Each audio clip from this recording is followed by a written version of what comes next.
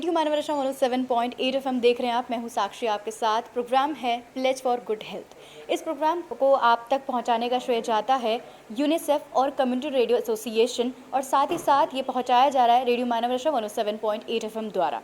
आज मैं सेक्टर 86 बुडेना गांव आई हूं, जहां पर हम कुछ लोगों से मिलते हैं, क्योंकि आज का जो टॉपिक है वो है लाइवलीहुड इश्यूज़ ड्यूरिंग कोविड-19। कोविड में बहुत सारे लोगों के ऊपर उनका जो कोविड का ना सिर्फ मानसिक तौर पर बल्कि फाइनेंशियली भी बहुत ज़्यादा असर पड़ा था। तो आइए कुछ लोगों से मिलते हैं और जानते हैं कि क्या क्या दिक्कतों का सामना उन्होंने किया था, कैसे कैसे चैलेंजेस आए थे, क्योंकि बहुत सारे लोग थे जो वापस अपने शहर पहुंच गए थे, अपने शहर चले गए थे, सारा काम छोड़ के। जो डेली वेजेस लोग थे उन पर बहुत ज़्यादा असर पड़ा था। तो जानते हैं उनके क्या विचार है इस पर। तो चलिए सुनते हैं। और आज कुछ लोग मेरे साथ यहाँ पर जुड़ गए हैं, तो जानते हैं क्या एक्सपीरियंस रहा उनका ड्यूरिंग पेंडेमिक। तो सबसे पहले जानना चाहूँगी कि जब पेंडेमिक था, बहुत सारे इश्यूज़ आए थे, बहुत सारे लोग अपने घर चले गए थे, सभी ग्रस्त थे, सब बंद था। तो आपका एक्सपीरियंस क्या था उस टाइम पर? क्या दिक्कतों का सामना था जो आपने वहाँ पर किया? दिक्कत ही मैडम, उस टाइम पता ही नहीं चलता था क्या होगा आगे भविष्य में।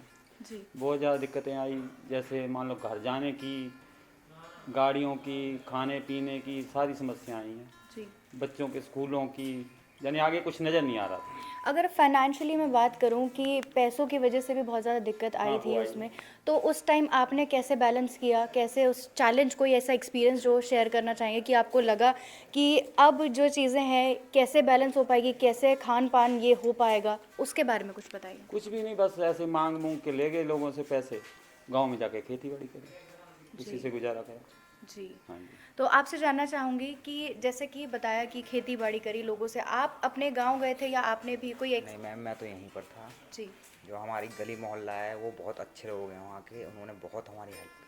जी। तो जैसे कि हम ये देख रहे हैं कि सभी एक चीज़ पे फोकस कर रहे हैं कि आसपास पैसे लेके या फिर गली मोहल्ले सब ने हेल्प करी, और हेल्प करने से ही जो फाइनेंशियल था वो सब एक दूसरे की हेल्प करने से ही बढ़ रहे थे। आगे जानते हैं कि आपसे जानना चाहूँगी कि जब बात आती है लाइवलीहुड के इश्यूज़ की, पेंडेमिक की, सैलरीज़ पे बहुत ज़्यादा असर पड़ा था। क्या उस टाइम सैलरीज, बहुत लोग थे जिन्होंने ये कंप्लेंट करी थी कि आधी हो चुकी है या फिर नहीं मिली है उन महीनों की जब काम नहीं किया है, तो आपने ऐसा कोई इशू फेस किया था? नहीं, ऐसा कुछ नहीं हुआ था। सैलरी उस टाइम की मिल रही थी, जैसे कि आधी करके मिल रही थी जी। लोगों को, जैसे तो काम उसकी वजह से कुछ प्रॉब्लम, दिक्कतें आई थी घर नहीं, में? सैलरी की वजह से उस मतलब थोड़ी सी दिक्कत आई थी, वो फिर फेस किया था हमने। जी। तो आपसे जानना चाहूँगी, जैसे कि सैलरीज की वजह से दिक्कत आई थी, थोड़ी बहुत आई थी, तो क्या उस टाइम पे लगा था कि अब शहर बिल्कुल ना जाया जाए, यहीं हम रह लेते हैं अपने? जब अगर आप गांव गए या कोई भी आपने अपने किसी रिलेटिव में आपने सुना हो, कोई आपका रिश्तेदार हो, उसने आपने आपने देखा हो कि इनकी हालत बहुत ख़राब हो चुकी है और ये शहर छोड़ के अब यहीं बस मैं जाने तो के लिए फिलहाल तैयार? यहीं रहता हूँ और मेरे रिलेशन के भी लगभग सब यहीं रहते हैं, तो ऐसे कोई प्रॉब्लम तो नहीं आई थी। हम लोग तो बाहर से नहीं है, जी। यहीं पर हैं। तो यहाँ पर भी कुछ दिक्कतों का सामना आपने किया? बाकी वही जॉब्स की सबसे मेन प्रॉब्लम वही है, उस टाइम पे खाली बैठना पड़ा था घर पे। जी। तो कैसे आपने उस टाइम, घर चला था? उस टाइम पे क्या, पहले का जो भी था उससे ही चला, और क्या। जी। कहाँ से हैं आप? मैं बरेली से। बरेली से। और यहाँ फरीदाबाद में आप काम करते हैं, तो लॉकडाउन में भी आप यहीं थे या फिर आप अपने? मैं तो गांव चला गया था। जी। तो क्या रीज़न रहा था गांव जाने का? रीजन क्या है, यहाँ पर बच्चे भी थे साथ में और फिर काम धंधा भी बंद हो गया था, सोचा गांव चले गए। तो तब कैसे, क्योंकि ज़रिया जो था सब बंद हो गया था, बाहर ट्रैवलिंग भी बंद थी, तो उस टाइम आपने कैसे प्रेफर किया, कैसे आप गए? क्योंकि बहुत लोग हमने ये देखा था कि पैदल ही निकल पड़े हैं। मैं तो नोएडा तक पैदल गया था। जी। तो क्या भीड़, जमावड़ा जा रहा था, वो जी, देखा है आपने? और क्या, बहुत ज़्यादा लोग कोई सब ऐसा पैदल ही जा रहे थे। एक्सपीरियंस? जी। कोई ऐसा एक्सपीरियंस आपका जो आप शेयर करना चाहेंगे कि उस दौरान, क्योंकि बच्चों के साथ आप पैदल निकले थे, ट्रैवल किया था, तो काफ़ी आपने भी देखा होगा उस टाइम कि सभी ग्रस्त थे, तो आपका क्या कहना है इस पर? जैसे सब जा रहे थे वैसे ही मैं जा रहा था, पैदल पैदल गया था। वहाँ से नोएडा से बस मिली थी, वहाँ से फिर बरेली के लिए। जी। तो उस टाइम कुछ ऐसी चीज़ें आपने फेस करी हो कि सबने वहाँ पर, क्योंकि टेस्टिंग भी बोल दी गई थी कि जब तक आपका टेस्ट क्लियर नहीं होगा या फिर आपका कोविड टेस्ट नहीं होगा तब तक आप जा नहीं सकते हैं, तो उस दौरान आपको क्या वो लगा था कि ये रुकावट है जाने के बीच में, कुछ ऐसा? रुकावट क्या, अब टेस्ट हो रहा था तो सही हो रहा था कि जैसे कोरोना है उसे टेस्ट करने से रोक ले रहे थे कैंप में, जैसे नहीं था उसे जाने दे रहे थे। जी। साथ ही जानना चाहूँगी आपसे कि लाइवलीहुड इश्यूज़ के बारे में हम बात कर रहे हैं, तो क्या क्या दिक्कतों का सामने आया। साथ ही जानना चाहूँगी कि पेरेंट्स की जब हम बात करते हैं तो उनका भी देखना होता है, क्योंकि कहीं ना कहीं उन पर भी ध्यान होता है। कैसे आपने ध्यान रखा, फाइनेंशियली कैसे आप बने रहे, बैलेंस कैसे किया? मैम उस दौरान तो फाइनेंशियली आप अपनी सेविंग्स पे ज़्यादा मोस्टली कर पा रहे थे, जी। और हाइजीन को लेकर सबसे ज़्यादा प्रॉब्लम यही हो रही थी कि उसका ख्याल कैसे रख पाए। गवर्नमेंट ने भी इतनी ज़्यादा हेल्प नहीं कर पा रही थी, क्योंकि उनको भी इस जो प्रॉब्लम थी उसके बारे में ज़्यादा कुछ पता नहीं था। तो मोस्टली हम जितना हो सके अपने हाइजीन को खुद केयरली टेक ठीक करने की कोशिश कर पा रहे थे, कि मोस्टली हम ना तो ज़्यादा बाहर जा पा रहे थे, ना ही खाने पीने में कुछ प्रॉब्लम्स हो रही थी कि मोस्टली ग्रोसरीज हम शॉप से इजीली लेके आ पाए। तो वो दिक्कत रहती थी कि सेविंग्स के अकॉर्डिंग तो हम जितना कॉम्प्रोमाइज़ कर पाए, लेकिन मोस्टली हम जब देखा जाए तो हमारी हाइजीन और हेल्थ को लेकर, उन चीज़ को लेकर हमें बहुत ज़्यादा दिक्कत आई थी। कोविड ने हमें बहुत चीज़ें सिखाई हैं, तो क्या आपने क्या सीखा है उस चीज़ से, और क्या सीख देना चाहेंगे हमारे लिसनर्स को? एक्चुअली जितना देखा जाए तो आप जो हमारी नॉर्मली रोज़ की एक्टिविटीज़ होती है, जैसे कहीं बाहर घूमना वैसे करना, तो हमारी बहुत ज़्यादा चीज़ें कम हो चुकी थी। जैसे अगर कहीं बाहर जा ट्रैवल करना हो तो हमारी कुछ वैसी रहती थी, कुछ पर्सनल इश्यूज रहते थे, तो उसको लेकर हम इतना सिर्फ है कि अगर हम पर्सनली अपनी फैमिली मेम्बर्स के साथ रहें तो ज़्यादा बेस्ट है, कि अगर आप ज़्यादा लोगों के साथ ना घुले मिले, तो उस चीज़ को लेकर हमें बहुत सी वो नॉलेज मिली कि कम से कम लोगों के साथ अगर हम कंफर्टेबल रह पाएँ तो ज़्यादा बेस्ट है। जी बिल्कुल। आप कहाँ से हैं? अलीगढ़ से। जी, तो क्या नाम है आपका? कपिल। कपिल जी, जानना चाहूँगी कि क्या आपने फेस किया उस टाइम पे कोविड पेंडेमिक, क्योंकि इतनी बड़ी महामारी, सब डरे हुए थे, और यहाँ सारा काम छोड़कर आप वापस गए अपने घर, या कैसा था उस नहीं, टाइम? हम तो उस टाइम अपने घर पे भी थे, और क्या कहते हैं, हमने तो कोई फोकस नहीं किया, जी। और जैसा टाइम कट रहा था वैसा काट रहे थे। बस केवल यही है कि क्या कहते हैं, सब लोग यहाँ से गए तो उनका ही फ़ायदा हुआ, अन्यथा अगर नहीं जाते तो उनका फ़ायदा नहीं होता। क्यों कि काम धंधा सब बंद पड़ा था, जी। तो यहाँ क्या खाते। गवर्नमेंट के पास इतना बैलेंस नहीं था जो कि किसी को खिला सके या कुछ कर सके। जी।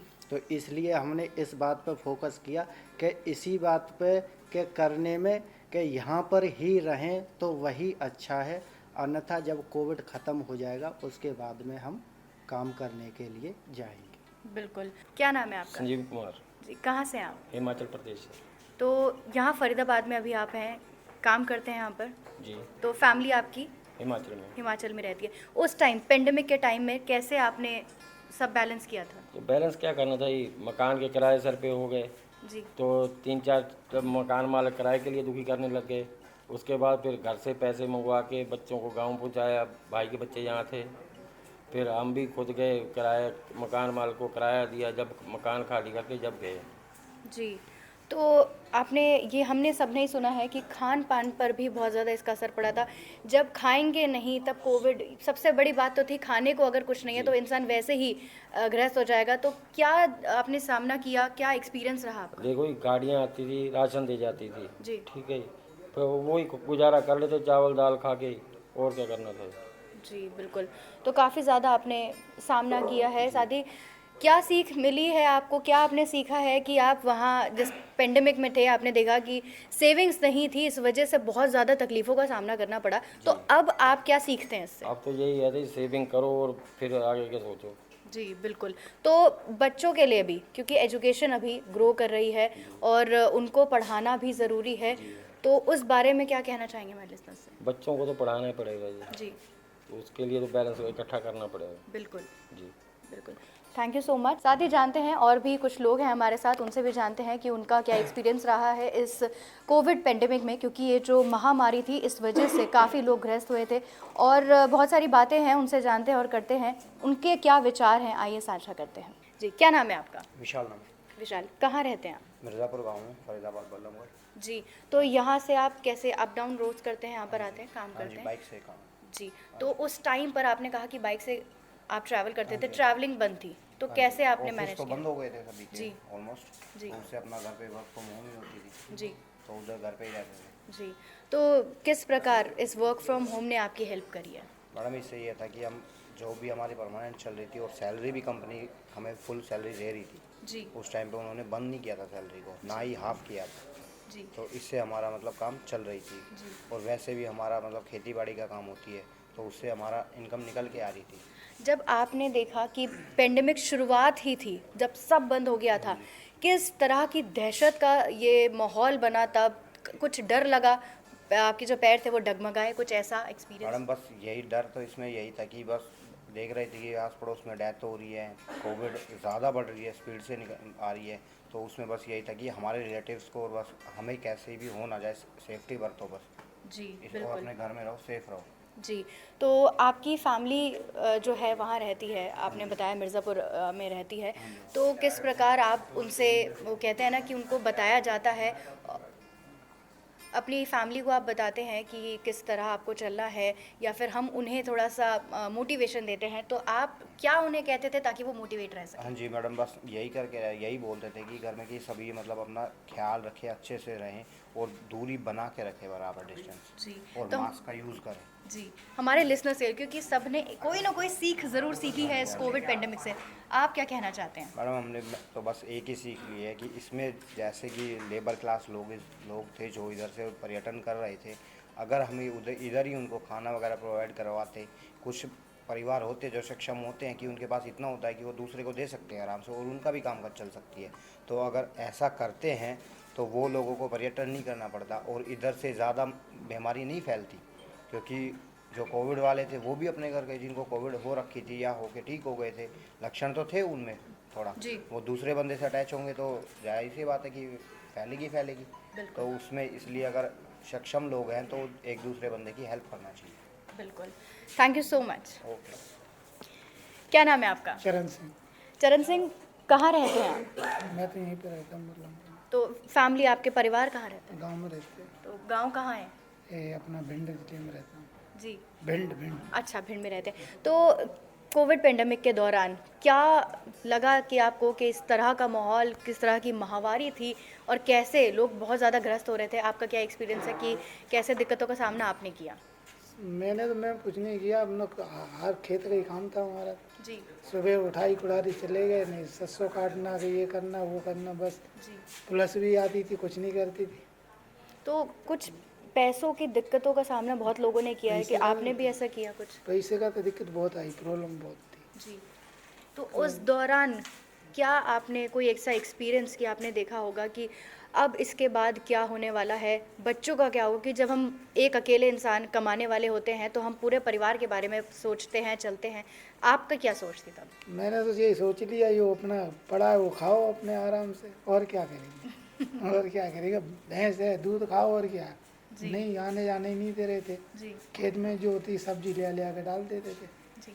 तो डेली वेजेस वाले जो लोग थे, जो छोटे जिनके बिजनेसेस थे, जिनके व्यापार थे, वो सब बंद हो गए। हाँ, उस टाइम बंद। जी। तो आप क्या कहना चाहेंगे कि उस दौरान कैसा एक मंजर था आपकी आंखों के सामने तब? तो बहुत दिक्कतें आई, समस्या तो बहुत परेशानी थी, वो तो मैंने भी अभी उठाई है। जी अब नहीं, पैसा भी नहीं मिलता था तो नमक चटनी से भी गांव में खाना पड़ता था। बिल्कुल तो इसीलिए समस्या, बहुत दिक्कतें आई थी। बिल्कुल।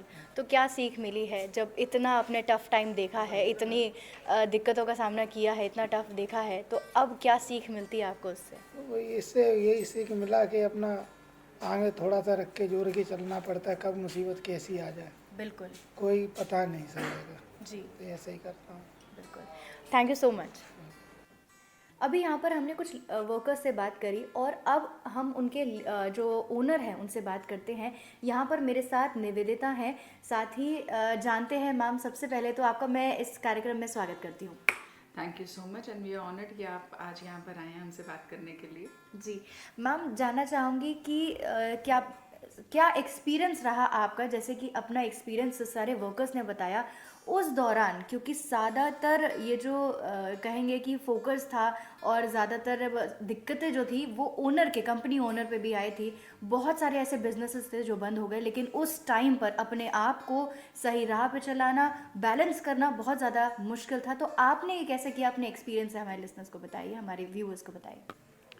ये जो कोविड नाम की महामारी है या पैंडेमिक हम बोलते हैं, सो मालूम ही नहीं था पूरे वर्ल्ड में किसी को कि क्या हो रहा है, क्या ये चीज़ है और बहुत ज़्यादा डर क्रिएटेड था हर इंसान में. Every human being was very very scared because लोग मर रहे थे इसकी वजह से.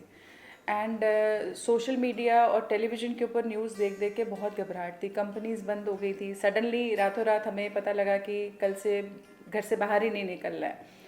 सो काम को लेकर डेफिनेटली इनसिक्योरिटी आई थी कि कैसे चलेगा, कैसे होगा, कितने अंदर पैसे हैं, कैसे हम सर्वाइव करेंगे. और हमारे से ज़्यादा मुझे इस चीज़ की टेंशन थी कि जो हमारे जो वर्कर्स हैं, जो गरीब हैं, इन लोगों का क्या होगा, क्योंकि इनका तो डेली बेसिस के ऊपर दिहाड़ी के हिसाब से काम चलता है.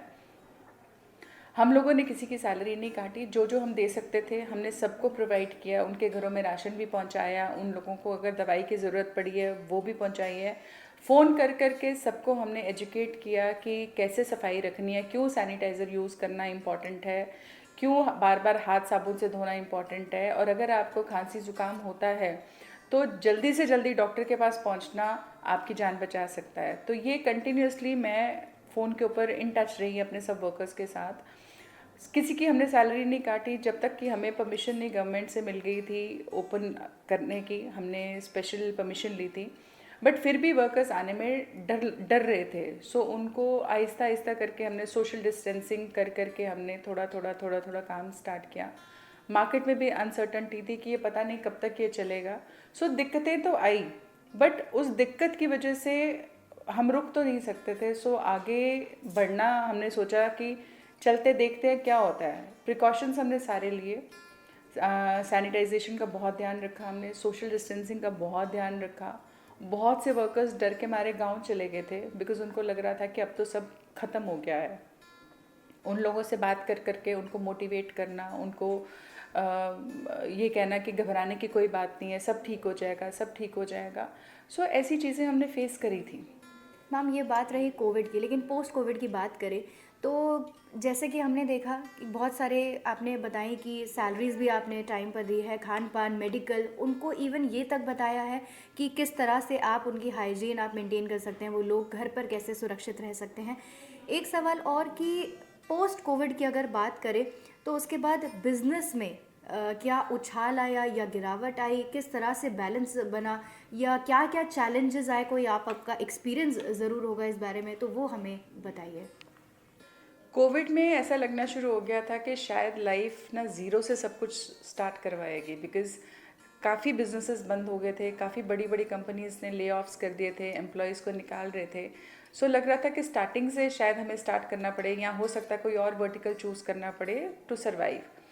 बट स्ट्रेंजली कोविड के बाद बिज़नेस में बहुत बूम आया है. हमारे बिज़नेस में, हमारा इंटीरियर्स का बिज़नेस है, फर्नीचर का बिज़नेस है, एंड रियल एस्टेट स्पेशली बहुत बूम आया, विच वॉज अनएक्सपेक्टेड. हम एक्सपेक्ट ही नहीं कर रहे थे कि बूम आएगा. बिकॉज मुझे लगता है इसके पीछे रीज़न ये रहा कि लोगों ने ये देखा कि एकदम से जान चली जाती है तो अपने ऊपर पैसा खर्च करना कितना इम्पॉर्टेंट है.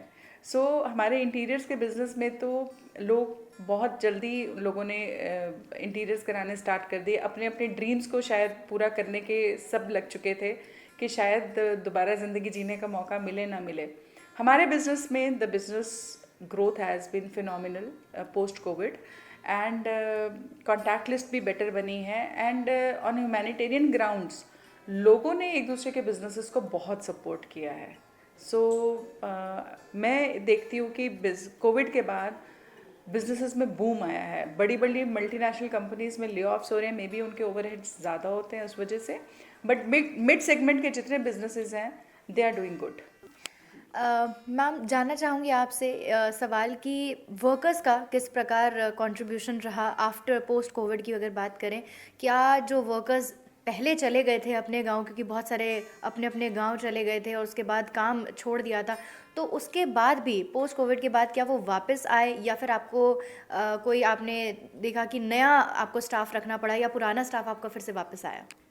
साथ ही मैम अभी फेस्टिव सीज़न अभी जस्ट ख़त्म ही हुआ है, लेकिन हमने देखा कि काफ़ी लोग लापरवाह भी थे इसमें, और लापरवाही देखने को मिली. लेकिन कोविड का असर अभी तक गया नहीं है, तो इस बात का डर भी है और रखना भी चाहिए, क्योंकि कुछ कहा नहीं जा सकता है. आगे आने वाले टाइम में जैसे सेकेंड वेव आई थी या फिर थर्ड वेव का असर कम हो गया था, हो सकता है कि फोर्थ वेव या फिर फिफ्थ वेव में बहुत ज़्यादा दिक्कतों का सामना करना पड़े. तो आप क्या मैसेज देना चाहेंगी हमारे जो व्यूअर्स हैं उन्हें? We have been very lucky in terms of a workers. हमारे सारे वर्कर्स वापस आए.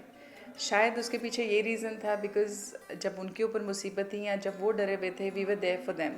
सो जब हमने उनको कन्विंस किया कि हमारा काम वापस स्टार्ट हो गया है और सब लोग वापस आओ, सबके लिए काम है, उनको हमने एडवांस भेजे गांव से आने के लिए ताकि वो अपनी फैमिली में भी कुछ पैसे देकर और गाड़ी में, ट्रेन में टिकट्स करा के आ सकें. तो उससे उनको कॉन्फिडेंस आ गया.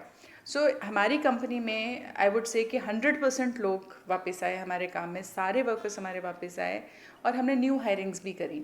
जब न्यू हायरिंग्स हमने करी तो उन लोगों से पता लगा कि कोविड में 1.5 साल हो गया, जॉब छूट गई, 1 साल हो गया, जॉब छूट गई, कंपनी बंद हो गई. सो हम अपने आप को बहुत फॉर्चुनेट समझते हैं कि हमारी कंपनी ने इस टाइम में स्ट्राइव भी किया, थ्राइव भी किया और हमारे सारे के सारे वर्कर्स 100% हमारे वर्कर्स वापस आए हैं. अभी जैसे आपने पूछा कि अभी जैसे फेस्टिवल सीज़न निकला है और लोग जो हैं थोड़े से केयरलेस थे, they were not following the norms of Covid. उन सब के लिए एक मैसेज ये है कि कोविड हमारी लाइफ का हिस्सा बन चुका है. कोविड हमारी लाइफ से जाने नहीं लगा बिकॉज इसकी कोई ना कोई वेरिएंट आता रहेगा. तो प्रिकॉशंस लेते रहें, अपनी सैनिटरी हैबिट्स के ऊपर ज़रूर काम करते रहें. और वो सिर्फ कोविड के लिए नहीं है, और बाकी कितने डिजीज़ हैं, जॉन्डिस है, टाइफॉइड है और कितने सारे हमारे वाटरबॉर्न या आपके इन्फेक्शन बॉर्न डिजीज़ होते हैं. सो प्रिकॉशंस लेने से, सैनिटरी हैबिट्स को अच्छा करने से ना सिर्फ कोविड बट बाकी चीज़ों से भी आपको छुटकारा मिल सकता है. और जैसे मास्क है, मास्क लगाना है, या जैसे अगर आपको खांसी ज़ुकाम है तो अवॉइड कीजिए कि आप पब्लिक में जाएं या पब्लिक से मिलें या बात करें पब्लिक के साथ. तो थोड़ा सा रेस्ट कीजिए, बॉडी को रेस्ट दीजिए ताकि वो फ्लेयर अप भी ना हो डिज़ीज़ और आपके बाकी फैमिली मेम्बर्स को भी ना मिले, क्योंकि पता नहीं होता है कॉमन कोल्ड कब कोविड पॉजिटिव हमें रिपोर्ट मिल जाती है. सो प्रिकॉशंस लेते रहिए बिकॉज आपकी ही हेल्थ का मामला नहीं है, it's about your family also. Thank you so much ma'am, आज अपने इतने विचार हमारे व्यूअर्स के साथ साझा करने के लिए. थैंक यू सो मच हमें चूज़ करने के लिए, ताकि हम थोड़ी अवेयरनेस फैला सकें और बात कर सकें आपके साथ. जी. और इसी के साथ देखते रहिए रेडियो मानव रचना 107.8 FM. Feel good, feel live.